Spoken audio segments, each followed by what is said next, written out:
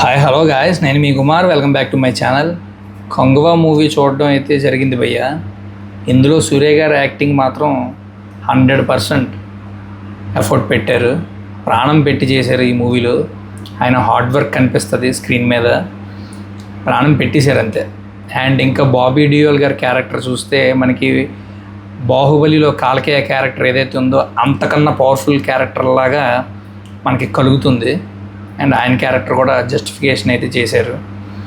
And ఇంకా next ఏదైతే sentiment ఏదైతే మూవీలో ఉందో ఫాదర్ అండ్ సన్ది, అది అంతగా రీచ్ అవ్వలేదు భయ్య ఎవరికి కూడా. ఎక్కువ యాక్షన్ సీక్వెన్సెస్ మీద ఎక్కువ వీళ్ళు ఎఫర్ట్ పెట్టారు అన్నది సినిమాలో తెలుస్తుంది. సెంటిమెంటల్ ఏదైతే ఉందో అది అంత వర్కౌట్ అవ్వలేదు ఈ మూవీలో, అంతగా రీచ్ అవ్వలేదు, అంత ఇంపాక్ట్ కూడా కలగలేదు ఎవరికి. అండ్ ఇంకా కొన్ని ఫైట్ సీక్వెన్సెస్ ఏవైతే ఉన్నాయో, కొంగువా క్యారెక్టర్ ఏదైతే సూర్య గారు ఆయన ఎంటర్ అవుతారో అక్కడ నుంచి ఆయన క్యారెక్టర్ చాలా బాగుంటుంది. ఈ మూవీ పెద్ద స్టోరీ ఏం కాదు, నార్మల్ స్టోరీయే. కాకపోతే past tense and present tense ఏదైతే ఉందో, ప్రెజెంట్ టెన్స్లో ఉన్న సూర్య గారి స్టోరీ ఏదైతే ఉంటుందో అదంతా ఇంపాక్ట్ అయితే క్రియేట్ చేయదు. పాస్ట్ టెన్స్లో ఏదైతే కొంగువా క్యారెక్టర్ ఉందో అది బాగుంటుంది. ఆ క్యారెక్టర్స్, ఆ కాస్ట్యూమ్స్, డ్రెస్సింగ్ సెన్స్ కానీ, సూర్య గారి కాస్ట్యూమ్స్ కానీ, ఓవరాల్ విఎఫ్ఎక్స్ ముఖ్యంగా చాలా బాగుంటుంది. ఇందులో 3D చాలా బాగుంది. నేను 3Dలో చూశాను. 3Dలో 100% వర్త్ అనమాట. చాలా బాగా అనిపించింది విఎఫ్ఎక్స్ 3Dలో చూస్తే. మనకు ఒక హాలీవుడ్ మూవీ 3Dలో చూస్తే ఏ ఫీలింగ్ కలుగుతుందో కొంగువా మూవీ ఆ ఫీలింగ్ అయితే కలిగింది నాకు. అంత బాగుంది, డెప్త్ ఆఫ్ ఫీల్డ్ 3Dలో కొంగువా మూవీ. అండ్ ఇంకా ఫస్ట్ హాఫ్ అంతా కూడా ఫ్లాట్గా వెళ్ళిపోతూ ఉంటుంది మూవీ. అంత ఏమీ అనిపించదు, గూస్ బంప్స్. కొన్ని సీన్ గూస్ బంప్స్ అయితే అనిపిస్తాయి. సెకండ్ హాఫ్లో కొన్ని సీన్స్ గూస్ బంప్స్ అయితే వస్తాయి. ఆ కరెక్ట్గా సింక్ కూడా అవుతుంది బీజిఎం కూడా.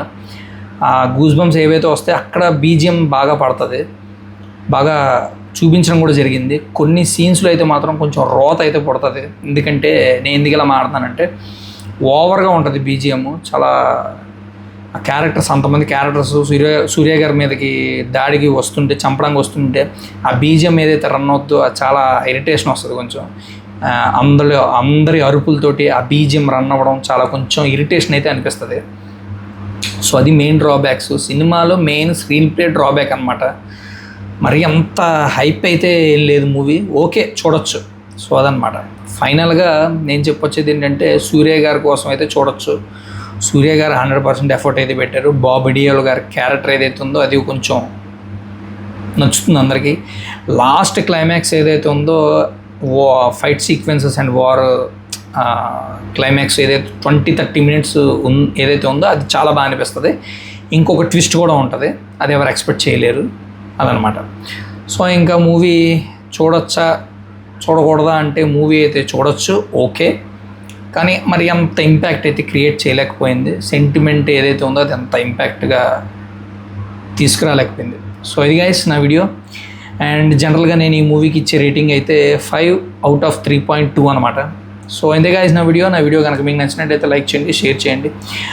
సబ్స్క్రైబ్ చేసుకోకపోతే సబ్స్క్రైబ్ చేసుకోండి. మీ ఫ్రెండ్స్ అండ్ ఫ్యామిలీ మెంబర్స్ కూడా నా వీడియో నచ్చినట్లయితే లైక్ చేయండి, షేర్ చేయండి.